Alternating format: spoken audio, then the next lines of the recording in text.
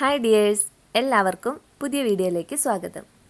അപ്പോൾ ഇന്ന് രാവിലെ മുതലുള്ള വിശേഷങ്ങളാട്ടോ. അപ്പോൾ രാവിലെ ബ്രേക്ക്ഫാസ്റ്റിന് കഴിഞ്ഞ ദിവസം ഞാൻ കാണിച്ചില്ലേ ഒരു അരിപ്പൊടിയും ചോറും വെച്ചിട്ടുള്ള ദോശ. അപ്പോൾ അതിൻ്റെ കുറച്ച് മാവ് ബാക്കിയുണ്ടായിട്ടോ. പക്ഷെ അത് അടിപൊളിയായിട്ട് ഇപ്പോൾ ദോശ നല്ല സെറ്റായിട്ടുള്ള ദോശയാട്ടോ. അപ്പോൾ ഇങ്ങനെ ദോശ ആർക്കെങ്കിലും ഉണ്ടാക്കണമെങ്കിൽ തീർച്ചയായിട്ടും പരീക്ഷിക്കാം കേട്ടോ. അപ്പോൾ ഒന്ന് പുളിച്ച് കിട്ടാൻ ഇച്ചിരി താമസിക്കുന്നുള്ളൂ. ഒരുപാട് പുളിക്കേണ്ട, നമുക്കത് പൊന്തി വരാൻ ഇച്ചിരി താമസിക്കും. പക്ഷേ അടിപൊളി ടേസ്റ്റുള്ള ദോശയാണ്. അപ്പോൾ അതെനിക്ക് കുറച്ചായിട്ട് ഉണ്ടായുള്ളൂ മാവ് ബാക്കി. അപ്പോൾ പിന്നെ പോരാത്തത് ഞാൻ ഗോതമ്പ് മാവ് കലക്കിയിട്ട് ഗോതമ്പ് ദോശയും കൂടി ആക്കി. അങ്ങനെ ഇന്ന് 2 ടൈപ്പ് ദോശയുണ്ടായി. പിന്നെ ഇറച്ചിക്കറി ബാക്കിയുണ്ടായി. അപ്പോൾ അതും കൂട്ടിയാണ് ഇന്ന് ദോശയൊക്കെ കഴിച്ചേട്ടോ. അപ്പോൾ ഇതിൽ ഉഴുന്നൊന്നും ചേരാത്ത ദോശയല്ലേ. പിന്നെ കുറേ നാളുകളായിട്ട് ഞാൻ ഇവിടെ മുറ്റത്തൊരു കുടപ്പനുണ്ട്. അപ്പോൾ അത് ഒടിച്ചെടുക്കണം എന്ന് ഇങ്ങനെ വിചാരിക്കും. അങ്ങനെ വിചാരിച്ച് ആ കുടപ്പൻ ചെറുതായി പോയിട്ടോ, കുഞ്ഞു കുടപ്പനായി.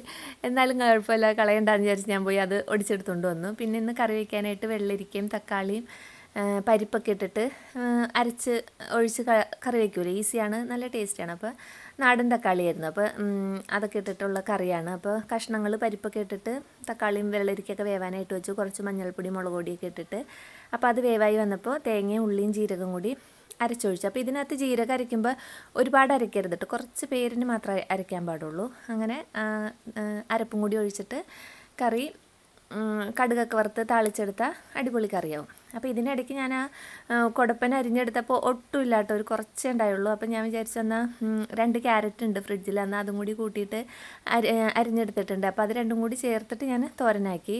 അപ്പോൾ നമുക്ക് ആവശ്യത്തിനുള്ളതായിട്ടുണ്ട്. പിന്നെ മക്കൾക്ക് മുട്ട വറുത്ത് കൊടുക്കണം എന്ന് പറഞ്ഞിട്ട് ഞാൻ മുട്ട വറുത്ത് കൊടുത്തു. അപ്പോൾ എനിക്ക് മുട്ട വറുക്കണതിനേക്കാളും ഇഷ്ടം ഇങ്ങനെ ചിക്കി എടുക്കില്ല, അതാണ്. അപ്പോൾ അതിങ്ങനെ ഒരുപാട് പൊടിയായിട്ട് ചിക്കി കുഞ്ഞായിട്ട് എടുക്കണത് ഇഷ്ടമല്ല, കുറച്ച് പീസായിട്ട് കിട്ടണതാണ് എനിക്കിഷ്ടം. അപ്പോൾ എൻ്റെ ഇഷ്ടത്തിന് ഞാൻ എനിക്കിവിടെ വെച്ചിട്ടുണ്ട്. മക്കൾ ഊണൊക്കെ കഴിക്കാനായിട്ട് അവർക്ക് കൊടുത്തിട്ടുണ്ട് കേട്ടോ. അങ്ങനെ ഉച്ചയൂണിൻ്റെ കാര്യങ്ങളൊക്കെ അവിടെ സെറ്റ് ചെയ്ത് വെച്ചു. പിന്നെ മാമ്പഴം വാങ്ങി. അപ്പോൾ ഇതിൽ 100 രൂപയ്ക്ക് 2 കിലോ മാങ്ങാന്നും പറഞ്ഞ് വണ്ടിയിൽ കൊണ്ടുപോണ്ടായിട്ട്. അപ്പോൾ അവരുടെ കയ്യിൽ നിന്ന് മാങ്ങ മേടിച്ചിട്ടുണ്ടായി. അപ്പോൾ അത് ഊണ് കഴിച്ച് കഴിഞ്ഞപ്പോൾ അതെടുക്കാമെന്ന് വിചാരിച്ചാൽ അപ്പോൾ അതും എടുത്ത് അതൊക്കെ കഴിച്ചിട്ടുണ്ട്. പിന്നെ വൈകുന്നേരം ഞാൻ വെറുതെ വീട്ടിലിരിക്കുകയാണല്ലോ, ഈ മഴയത്ത് പുറത്തേക്ക് ഇറങ്ങാനേ നിവൃത്തിയില്ല. അപ്പോൾ ഇന്നത്തെ ഒരു പരീക്ഷണം എന്താണെന്ന് വെച്ച് കഴിഞ്ഞാൽ, കഴിഞ്ഞ ദിവസം ഞാൻ മധുരക്കിഴങ്ങ് വേവിച്ചായിരുന്നു കേട്ടോ. അപ്പോൾ അത് കുറച്ച് ബാക്കിയുണ്ടായി. അപ്പോൾ ഞാൻ വിചാരിച്ചു എന്നാൽ അതുകൊണ്ട് നമുക്ക് ഒരു വട ഉണ്ടാക്കി പരീക്ഷിച്ചാലോ. അങ്ങനെ ഞാൻ അതിലേക്ക് കുറച്ച് സവാളയും പച്ചമുളകും ഇഞ്ചിയൊക്കെ അരിഞ്ഞിട്ടിട്ട് മധുരക്കിഴങ്ങ് നന്നായിട്ട് പൊടിച്ചെടുത്തു.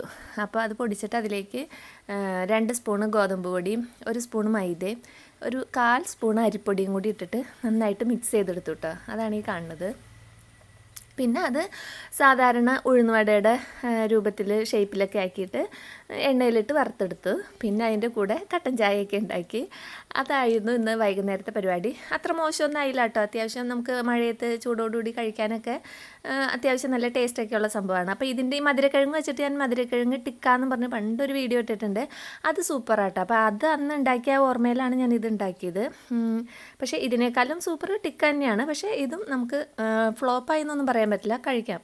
ഉള്ളു ഒന്ന് വെന്ത് കിട്ടാൻ ഇച്ചിരി താമസം ഉണ്ടായിരുന്നു, ഉള്ളത് ഒഴിച്ച് കഴിഞ്ഞാൽ വേറെ കുഴപ്പമൊന്നും ഉണ്ടായില്ല. അപ്പോൾ അങ്ങനെ അതൊക്കെയായിരുന്നു ഇന്നത്തെ കാര്യങ്ങൾ. പിന്നെ എനിക്ക് നിങ്ങളോടൊരു കാര്യം ചോദിക്കാനുണ്ട് കേട്ടോ. അപ്പോൾ അറിയാവുന്നവർ അതെനിക്ക് പറഞ്ഞു തന്നെ. കുറേ നാളുകളായിട്ട് എൻ്റെ മനസ്സിൽ ഇങ്ങനെ ടെൻഷനാണിത്, കുഴപ്പമാവുമോ, ഞാൻ ചെയ്താൽ കുഴപ്പമാവുമോ എന്നിങ്ങനെ ആലോചിച്ചിരിക്കുന്ന ഒരു സംഭവമാണ്. അപ്പം എൻ്റെ ചാനലിൻ്റെ പേരറിയാലോ, ഓളവും തീരവും എന്നാണ്. അപ്പോൾ ഞാൻ കുറേ നാളായിട്ട് പേര് മാറ്റണം എന്ന് എൻ്റെ മനസ്സിലുണ്ട്.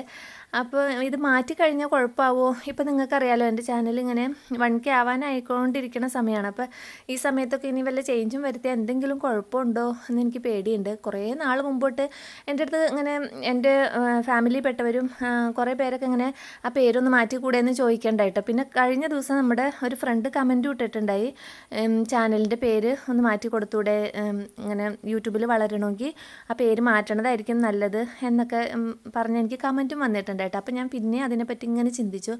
ഇപ്പോൾ എനിക്ക് സത്യം പറഞ്ഞാൽ തലവേദനയായിട്ട് ഇത് മാറ്റണോ വേണ്ടയോ. അപ്പോൾ ഇത് മാറ്റി കഴിഞ്ഞാൽ എന്തെങ്കിലും കുഴപ്പമുണ്ടാവുമോ എന്നാണ് എൻ്റെ സംശയം. അപ്പോൾ നിങ്ങൾക്ക് ആർക്കെങ്കിലും അറിയാം, നിങ്ങൾ ആരെങ്കിലും അങ്ങനെ പേര് മാറ്റിയേക്കണവരാണ് എന്നുണ്ടെങ്കിൽ എനിക്കിതൊന്ന് കമൻറ്റ് ചെയ്യണം. എനിക്കിപ്പോൾ നിങ്ങളോട് ഓരോരുത്തരോടും പേഴ്സണലായിട്ട് വിളിച്ച് ചോദിക്കാനൊന്നും എൻ്റെ കയ്യിൽ നമ്പറൊന്നുമില്ലല്ലോ. അപ്പോൾ ആകെ ഉള്ളത് ഈ കമൻറ്റ് ബോക്സിൽ വരണ മറുപടികളാണ്. അപ്പോൾ ഇന്നത്തെ കമൻറ്റിൽ നിങ്ങൾ അതിനെക്കുറിച്ച് എനിക്ക് വിശദമായിട്ട് പറഞ്ഞ് എന്നോട്ട് അറിയാവുന്നവർ.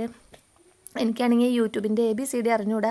ഞാൻ ഈ യൂട്യൂബിൽ കിടന്ന് കഷ്ടപ്പെടാൻ തുടങ്ങിയിട്ട് കൊല്ലം കുറേ ആയിട്ടോ. ഇത് ഇന്നാവും നാളെയാവും. നമ്മൾ സത്യം പറഞ്ഞു കഴിഞ്ഞാൽ ഞാനിത് ഇങ്ങനെ ഫാഷന് വേണ്ടിയൊന്നും ചെയ്യണതല്ല. സത്യമായിട്ട് ഞാൻ ഇതിൽ നിന്ന് വരുമാനം കിട്ടിയാൽ നല്ലതാണെന്ന് വിചാരിച്ച് തന്നെ ചെയ്യണതാണ്. നമുക്ക് ഒരു ചെറിയ ഷോർട്ട് വീഡിയോ ഇടാനാണെങ്കിൽ പോലും ഇതിൽ എന്തോരം കഷ്ടപ്പാടുണ്ടെന്ന് നമുക്ക് ഓരോരുത്തർക്കും അറിയാമല്ലോ. അപ്പോൾ പിന്നെ ഇങ്ങനെ വെറുതെ കിടന്ന് കഷ്ടപ്പെടേണ്ടത് എന്തായാലും എന്തെങ്കിലും ഒരു വരുമാനമോ അല്ലെങ്കിൽ ഒരു ഉയർച്ചയൊക്കെ ഉണ്ടാവും എന്ന് വിചാരിച്ച് തന്നെയാണ്.